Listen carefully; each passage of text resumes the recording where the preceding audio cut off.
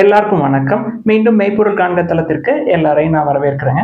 முதல்ல இன்னைக்கு சர்வதேச செய்திகள் அப்படின்னு எடுத்துக்கிட்டோம்னா, strait of Hormuz completely closed அப்படின்னு சொல்லிட்டு நேத்தே சொன்னோம் இல்லையா? இதற்கு மத்தியில இரண்டாம் கட்டமா பேச்சுவார்த்தைக்காக ஈரான் உடன்படாத மாதிரி ஒரு சில செய்திகள் வந்திருக்கு.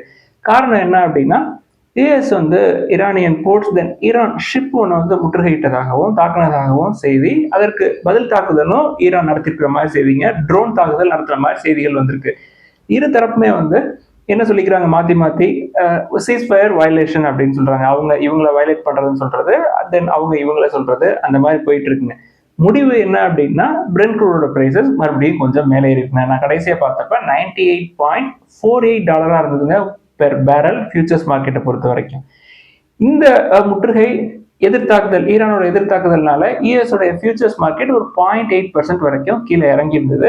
ஏஷியன் மார்க்கெட் எடுத்துக்கிட்டோம்னா ஜப்பான் மார்க்கெட் ஒரு 0.8% மேல ஏறி இருக்கு. இந்தியன் மார்க்கெட்டும் நான் ரெக்கார்ட் பண்றதுக்கு முன்னாடி கொஞ்சம் ப்ரியராகவே ரெக்கார்ட் பண்ணிட்டேங்க. 12:30 போல ரெக்கார்ட் பண்ணிட்டேன். ஒரு 110 பாயிண்ட்ஸ் மேல ஏறி இருந்ததுங்க. பெஞ்ச்மார்க் இண்டெக்ஸ் பாசிட்டிவ்ல இருந்தாலும் உள்ள நிறைய small cap, mid cap stocks, other large cap stocks எல்லாம் அடிக்க தான் செஞ்சிருக்காங்க. எஃப்ஐஎஸ்எல்லையும் கண்டினியூ ஆகிற மாதிரி தெரியுதுங்க. கோல்டு எடுத்துக்கிட்டோம்னா 22 கேரட் கோல்டு பெர் கிராம் ஒரு ₹60 விலை இறங்கிருக்கு. 14,300 ருபீஸா இருக்கு. ஓவராலா எடுத்துக்கிட்டோம் அப்படின்னா, west Asian conflict tension continue ஆகுதுங்க. பிரெண்ட் க்ரூட் எலிவேட்டடாவே இருக்கு. பேச்சுவார்த்தைக்கு ஈரான் தரப்பு வர மறுக்கிறாங்க. பேச்சுவார்த்தை நடக்கல அப்படின்னா மறுபடியும் போர் வரக்கூடிய சூழல் இருக்கலாம். ஆனா ட்ரம்ப் அவர்கள் டீமை பாகிஸ்தானுக்கு அனுப்பிட்டார் இல்லையா, அவருடைய நிலைப்பாடு எப்படி இருக்குங்க? போர் வேணாம் அப்படின்ற மாதிரி இருக்கு. இரண்டாம் கட்ட பேச்சுவார்த்தை நடக்கணும் அப்படின்னா maybe US strait of Hormuz then Iranian ports எல்லாம் முற்றுகை பண்ணிருக்காங்க இல்லையா, அதெல்லாம் கொஞ்சம் அதுல இருந்து பின்வாங்கினாங்க அப்படின்னா பேச்சுவார்த்தைக்கு ஈரான் முன்னாடி வருவாங்க அப்படின்ற மாதிரி தெரியுதுங்க. வெயிட் பண்ணி பார்ப்போம். அடுத்து இன்னைக்கு updates, developments, then some question ஆன்சர்ஸையும் பார்ப்போங்க. First ஸ்விட்ச் மொபைலிட்டி எடுத்துக்கிட்டோம்னா, அவங்களுடைய core business electric buses, electric light commercial vehicles தானே. கம்பெனி பர்பிள் பஸ்ஸஸ், அதாவது பிரசன்னா பர்பிள் மொபைலிட்டி சொல்யூஷன்ஸ், அவங்களுடைய பிராண்ட் பர்பிள் பஸ்ஸஸ்க்கு ஒரு 25 இன்டர்சிட்டி கோச்சஸ் டிப்ளாய் பண்றதுக்கான ஒரு அக்ரிமெண்ட் சைன் பண்ணிருக்காங்க. இது ஸ்விட்ச் மொபைலிட்டிக்கு ஒரு பாசிட்டிவான டெவலப்மெண்ட்ங்க. ஸ்விட்ச் மொபைலிட்டியை பொறுத்த வரைக்கும் நம்ம ஏற்கனவே பெர்ஃபார்மன்ஸை டிஸ்கஸ் பண்ணிருக்கோங்க. ஃபினான்ஷியல் இயர் 26ல அக்ரெசிவா க்ரோ ஆயிருக்காங்க. அது கண்டினியூ ஆகுது ஃபினான்ஷியல் இயர் 27லயும். தென் டாடா மோட்டார்ஸ் லிமிடெட் எடுத்துக்கிட்டோம்னா, அதாவது கமர்ஷியல் வெஹிக்கிள்ஸ் எடுத்துக்கிட்டோம்னா, பில்லியன் இ மொபைலிட்டிக்கு ஒரு 250 இ ட்ரக்ஸ், எலக்ட்ரிக் ட்ரக்ஸ் டெலிவரி பண்றதுக்கான ஆர்டர் எடுத்திருக்காங்க. டெலிவரி ஃபேஸ்டு மேனர்ல நடக்கும் அப்படின்ற மாதிரி சொல்லியிருக்காங்க. என்ன ஃபேஸ்ல எத்தனை வருஷத்துல டெலிவரி நடக்கும் அப்படின்ற செய்திகள் கொடுக்கல. எது எப்படியோ டிஎம்சிவிக்கு இது ஒரு பாசிட்டிவான டெவலப்மெண்ட். தென் ஐஷார் மோட்டார்ஸ் எடுத்துக்கிட்டோம்னா, ஃபினான்ஷியல் 26க்கான ப்ரொடக்ஷன் அண்ட் சேல்ஸ் கைடன்ஸ் கொடுத்துருக்காங்க. ஃபினான்ஷியல் 26 பொறுத்த வரைக்கும் ஸ்ட்ராங்கான பெர்ஃபார்மன்ஸ் காட்டியிருந்தாங்க. அதாவது முக்கியமான மைல்ஸ்டோன் அப்படின்னு எடுத்துக்கிட்டோம்னா, ராயல் என்ஃபீல்டு பொறுத்த வரைக்கும் 10 lakh யூனிட்ஸ் டிஸ்பேச் பண்ணியிருந்தாங்க. அதாவது பிப்ரவரியிலேயே. மார்ச்சோட முடிவில் ஓவராலா ஃபினான்ஷியல் 26 எடுத்துக்கிட்டோம்னா 12 lakh யூனிட்ஸ்க்கு பக்கமா டிஸ்பேச் பண்ணிட்டாங்க. இப்போ ஃபினான்ஷியல் இயர் 27க்கு என்ன சொல்றாங்க, எங்களுடைய சேல்ஸ் அண்ட் ப்ரொடக்ஷன்ஸ் அப்படின்றது 12.8 லேக்ல இருந்து 13.2 lakh யூனிட்ஸா இருக்கும் அப்படின்னு சொல்றாங்க. அதாவது ஐஷார் மோட்டாரை பொறுத்த வரைக்கும் அவங்களுக்கு பேக் போன் என்ன அப்படின்னா அந்த 350cc வேரியன்ஸ் தாங்க. அதுதான் growth-ஐ ட்ரிவன் பண்ணுது. தென் பிஹெச்இஎல் எடுத்துக்கிட்டோம்னா, ஃபினான்ஷியல் இயர் 26 உடைய டர்ன் ஓவர் அப்படின்றது 18% இயர் ஆன் இயர் க்ரோ ஆயிருக்குங்க. 32,352 crores இருக்கு. தென் அவங்களுடைய ஆர்டர் புக் எடுத்துக்கிட்டோம்னா, ஃபினான்ஷியல் இயர் 26ல மட்டும் 75,000 crore ஆர்டர் புக்குங்க. டோட்டல் அவுட்ஸ்டாண்டிங் ஆர்டர் புக் எடுத்துக்கிட்டோம்னா, ஃபினான்ஷியல் இயர் 26ஓட முடிவில் 2.4 lakh crore ஆர்டர் புக்குங்க பிஹெச்இஎல்க்கு. இது ஒரு பாசிட்டிவான டெவலப்மெண்ட் தான், பட் ரொம்ப ரொம்ப காஸ்ட்லியான சைடில் இருக்குங்க. தென் மோஸ்ட் சிப்ஸ் என்ன பண்றாங்க, வயாவியா லேப்ஸ்ல ஒரு 73% ஸ்டேக் எடுக்கிறதுக்கான திட்டத்தில் இருக்கிறாங்க. இதற்காக கம்பெனி ஒரு 245 கோடி வரைக்கும் நாங்க இன்வெஸ்ட் பண்ணுவோம் அப்படின்னு சொல்றாங்க. அதான் டீல். இந்த அக்விசிஷன் சக்சஸ்ஃபுல்லா முடியுது அப்படின்னா கம்பெனியுடைய டாப் லைன் growth ஸ்ட்ரென்தன் ஆகும். தென் எங்களுடைய ஆப்ரேட்டிங் மார்ஜின் பூஸ்டப் ஆகும் அப்படின்னு எக்ஸ்பெக்ட் பண்றாங்க மோஸ்ட் சிப்ஸ். தென் சிமெண்ட் செக்டர் எடுத்துக்கிட்டோம்னா, ஃபினான்ஷியல் இயர் 27 Q1, அதாவது ஏப்ரல், மே, ஜூன் ஃபினான்ஷியல் இயர் 27 எடுத்துக்கிட்டோம்னா ஒரு நல்ல டிமாண்ட், ஸ்டெடியான டிமாண்ட் இருக்கும். அதனால நல்ல growth பார்க்கலாம் அப்படின்னு எக்ஸ்பெக்ட் பண்றாங்க. என்ன காரணம் அப்படின்னா, கவர்மெண்ட்டுடைய இன்ஃப்ராஸ்ட்ரக்சர் ஸ்பெண்டிங் அது growth-ஐ பூஸ்டப் பண்ணும் அப்படின்னு எக்ஸ்பெக்ட் பண்றாங்க. சிமெண்ட் செக்டாரை பொறுத்த வரைக்கும் இன்னைக்கு இருக்கக்கூடிய சூழ்நிலையில சிமெண்ட் செக்டாருக்கு ஒரு சில கன்சர்ன் இருக்குங்க. என்ன கன்சர்ன் அப்படின்னா, fuel cost, Brent crude $95 per barrel பக்கமா இருக்கு. தென் பேக்கேஜிங் காஸ்டும் எலிவேட்டடா இருக்கு அப்படின்னு சொல்லியிருக்காங்க. ஓவராலா எக்ஸ்பென்சஸ் கூடுது அப்படின்னா சிமெண்ட் செக்டாரை பொறுத்த வரைக்கும் இந்த எக்ஸ்பென்சஸை ஆஃப்செட் பண்றதுக்காக ப்ரைஸ் ஹைக் இருக்க தான் செய்யும். இப்போ ஏப்ரல் எடுத்துக்கிட்டோம்னா ஒரு 5% பக்கமாக ஏற்றிருக்கிறாங்க. ஒரு கிலோகிராமுக்கு 15 to 20 ரூபா வரைக்கும் சிமெண்ட் ப்ரைஸஸ் ஏறி இருக்குங்க. இப்போ என்ன சிக்கல் அப்படின்னா, தொடர்ந்து வெஸ்ட் ஏஷியாவில் இந்த டென்ஷன் கண்டினியூ ஆகுது அப்படின்ற பட்சத்தில் மறுபடியும் ப்ரைஸ் ஹைக் இருக்கலாம் அப்படின்னு சொல்றாங்க. ஏற்கனவே இப்போ ப்ரைஸஸ் எடுத்துக்கிட்டோம்னா 1 year ஹைல இருக்கு. ஓவராலா சிமெண்ட் செக்டர்னு எடுத்துக்கிட்டோம்னா அந்த செக்டருடைய பெர்ஃபார்மன்ஸ் எதை பொறுத்து இருக்கும் அப்படின்னா, பேலன்ஸ் பிட்வீன் சிமெண்டோட பிரைசஸ் தென் ப்ரொடக்ஷன் காஸ்ட்டுங்க. இதுல இம்பேலன்ஸ் இருக்கு அப்படின்னா செக்டருடைய பெர்ஃபார்மன்ஸ் பாதிக்கப்படும் அப்படின்னு சொல்றாங்க. லெமன் ட்ரீ ஹோட்டல்ஸ் எடுத்துக்கிட்டோம்னா கம்பெனி வந்து குஜராத்ல புதுசா ஒரு ஹோட்டலுக்கான அக்ரிமெண்ட் வந்து சைன் பண்ணியிருக்காங்க. ஓவராலா குஜராத்தை பொறுத்த வரைக்கும் அவங்களுடைய போர்ட்ஃபோலியோ அப்படின்னு எடுத்துக்கிட்டோம்னா 32 ஹோட்டல்ஸ் இருக்குங்க. இதுல 11 ஆப்ரேட்டிங், தென் 21 வந்து பைப்லைன்ல இருக்கு, அண்டர் டெவலப்மெண்ட்ல இருக்கு அப்படின்னு சொல்லியிருக்காங்க. அதானி பவர் எடுத்துக்கிட்டோம்னா கம்பெனி அவங்களுடைய சப்சிடரி CMAEL, அதாவது கோஸ்டல் மகா அட்டாமிக் எனர்ஜி லிமிடெட், இந்த சப்சிடரி மூலமா நியூக்ளியர் பவர் செக்டருக்குள்ள என்ட்ரி கொடுக்குறாங்க. அதாவது நியூக்ளியர் எனர்ஜி எதுக்கு அப்படின்னா பவர் ஜென்ரேஷனுக்காக. பெரும்பாலும் நியூக்ளியர் பவர் ஜென்ரேஷன் அப்படின்னா கவர்மெண்ட்டுடைய பார்ட்டிசிபேஷன் தாங்க அதிகமாக இருக்கும். இப்போ கவர்மெண்ட் வந்து என்ன புஷ் பண்ணுறாங்க அப்படின்னா பிரைவேட்டுடைய பார்ட்டிசிபேஷன் வேணும், குறிப்பாக நியூக்ளியர் பவர் செக்டாரை பொறுத்த வரைக்கும் அப்படின்னு சொல்கிறாங்க.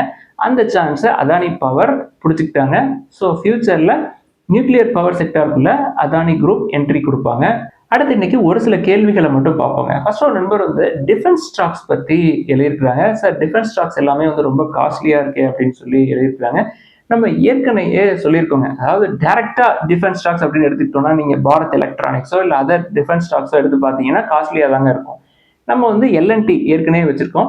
L&T ஏற்கனவே டிஃபென்ஸ்க்கு ப்ராஜெக்ட்லாம் பண்ணிக்கிட்டே தான் இருக்கிறாங்க. ஸோ டைரக்டா டிஃபென்ஸ் ஸ்டாக்கை பார்க்கறதுக்கு L&T பார்க்கலாம். தென் டாடா மோட்டார்ஸ் லிமிடெட் நம்மள்ட்ட ஏற்கனவே இருக்கு. தென் டாடா மோட்டார்ஸ் PV அதையும் நம்ம வச்சிருக்கோம். ஸோ டிஃபென்ஸுக்கு நம்ம தனியாக பார்க்கணும் அப்படின்ற தேவையில்லை. அது போக Hindustan aeronautics limited 30 times earnings கீழே வந்திருக்கு அப்படின்னு சொல்லி பல தடவை சொல்லிட்டோம். அது large cap, almost dead free, அதையும் நம்ம பார்க்கலாம். அது போக பப்ளிக் செக்டர் ஸ்டாக்ஸ் எல்லாம் வந்து நல்லா பெர்ஃபார்ம் பண்ணிட்டு இருக்கே சார் அப்படின்னு சொல்லி ஒரு சில பங்குகளை கொடுத்துருக்காங்க.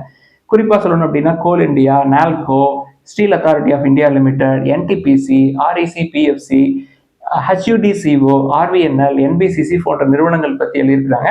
நண்பர் ஒரு சில நிறுவனங்களை இங்க குறிக்கவும் தவறிட்டாருங்க. குறிப்பா சொல்லணும் அப்படின்னா கெயில் இந்தியா, பெட்ரோநெட், IRCTC போன்ற நிறுவனங்களை அவர் எழுதல. இப்ப நண்பர் சொன்ன நிறுவனங்கள் அப்படின்னு எடுத்துக்கிட்டோம்னா கோல் இந்தியா நல்ல வேல்யூவேஷன்ல தான் இருக்கும், நால்கோ நல்ல வேல்யூவேஷன்ல தான் இருக்கும் கோல் இந்தியா மாதிரி. பட் ரெண்டுமே கொஞ்சம் ரேலி ஆயிருக்கும். சேல் சூப்பரான லெவல்ல தான் இருக்கு.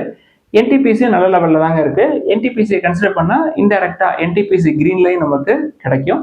தென் REC PFC ரெண்டுமே மெர்ஜ் ஆயிரும் அப்படின்ற செய்தியை நம்ம பேசியிருக்கோம். வேல்யூவேஷன் நல்லா இருக்கும், பட் உச்சத்தில் இருக்கு. HUDCO, RVNL, NBCC எல்லாம் கொஞ்சம் காஸ்ட்லியான சைடில் இருக்குங்க. இந்த PSU ஸ்டாக்ஸ் எல்லாம் போக கெயில் இந்தியாவோ, பெட்ரோநெட்டோ இல்லை IRCTCயோ பார்க்கலாம். எல்லாமே நல்ல வேல்யூவேஷன்ல தான் இருக்கு. அடுத்த ஒரு நண்பர் வந்து இன்வெஸ்ட்மெண்ட்ஸ் அப்படின்னா லார்ஜ் கேப்பா பாருங்க அப்படின்னு சொல்றீங்க.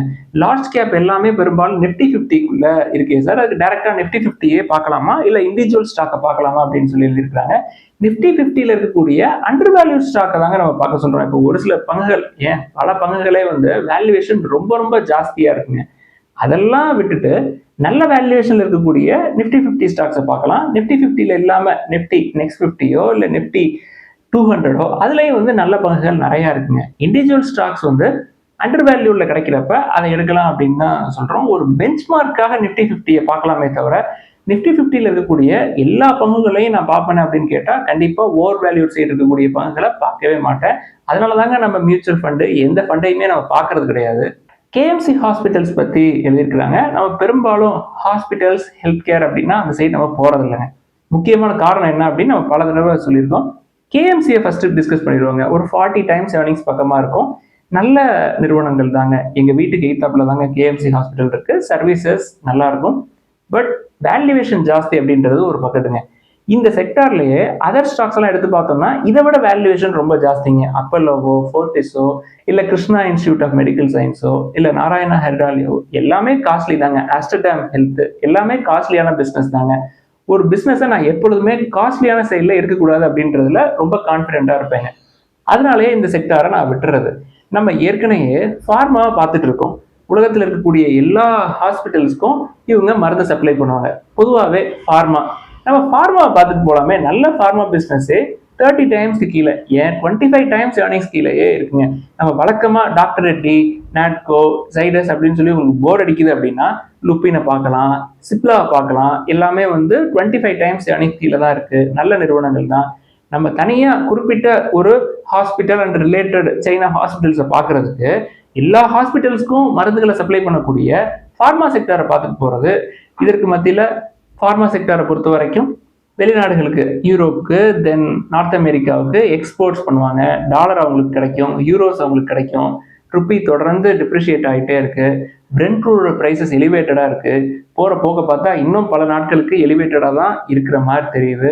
ஸோ டாலர் யூரோ ஏர்னிங்ஸ் வர்ற மாதிரி இருக்கக்கூடிய ஃபார்மா பிஸ்னஸையே பார்க்கலாம். தெர்மெக்ஸ் பற்றி எழுதியிருக்கிறாங்க. தெர்மெக்ஸ் சூப்பரான பிஸ்னஸ்ங்க, பட் கொஞ்சம் காஸ்ட்லியான சைடில் இருக்குங்க. கொஞ்சம் இல்லைங்க, நல்ல காஸ்ட்லியாகவே இருக்கு. தென் க்ரோ நிறுவனம் பற்றி எழுதியிருக்கிறாங்க. க்ரோவே ரொம்ப ரொம்ப காஸ்ட்லி தாங்க. நம்ம வந்து புரோக்கரேஜ் நிறுவனங்கள் ஏஎம்சி எல்லாம் பார்க்கறது இல்லை அப்படின்றது ஒரு பக்கெட்டு. இப்போ சீப்பாக கிடைக்குது, ₹1 ஸ்டாக் 20 காசுக்கு 10 காசுக்கு கிடைக்குது அப்படின்னா கூட அதில் ஒரு முயற்சி எடுக்கலாங்க.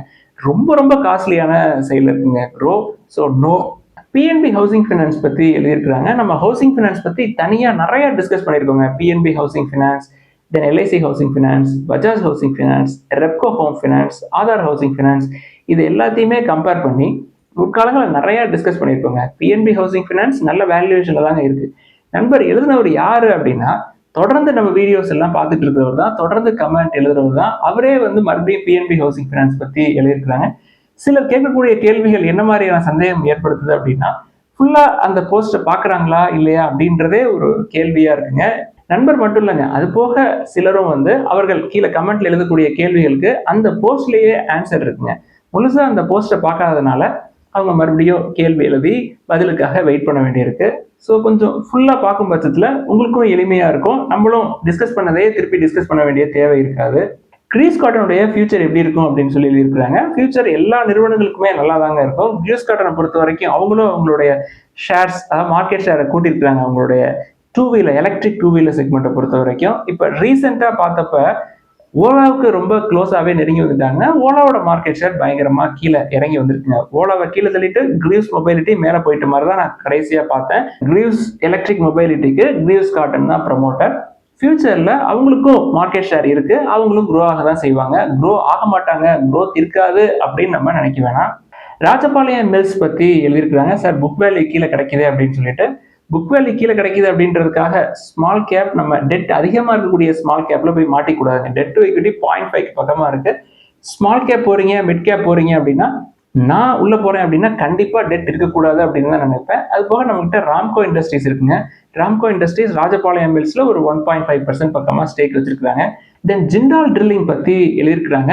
நல்ல பிசினஸ்ங்க. அதாவது ஆயில் அண்ட் கேஸ் எக்ஸ்ப்ளோரேஷன்ல இவங்களுடைய பார்ட்டிசிபேஷன் இருக்கும். பட் விஷயம் என்ன அப்படின்றத புரிஞ்சுக்கங்க. ஓவராலாவே oil and natural gas exploration அப்படின்னா அந்த நிறுவனங்களுடைய ரெவன்யூ குறைஞ்சிக்கிட்டே இருக்கு. இவங்களுடைய பெர்ஃபார்மன்ஸும் கொஞ்சம் ரீசெண்ட் குவார்டர்ஸ்ல அடி வாங்கியிருக்குங்க. அதனால ஷேர் பிரைஸை பயங்கரமா கீழே இறக்கிருக்காங்க. புக் வேல்யூக்கு கீழே இருக்கு.